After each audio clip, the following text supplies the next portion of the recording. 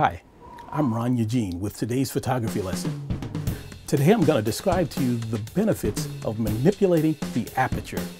Now, as you may know, the aperture is the lens opening. A small aperture only allows a little bit of light to enter the camera, while a wider aperture allows a lot more light to enter the camera. Now, there is a secondary benefit to manipulating the aperture. Now, first, before I tell you that, there are two modes on your camera that allow you to make this selection. The manual mode. Now, the manual mode is usually indicated by an M on the dial. The manual mode allows you to select both the shutter speed and the aperture. It assumes that you know what you're doing. Now, the other mode is the aperture priority mode. That's usually indicated with an A on the dial. So in the aperture priority mode, you can make the decision about the size of the aperture, and the camera will make the decision about the shutter speed. Now, here's a secondary benefit of the aperture.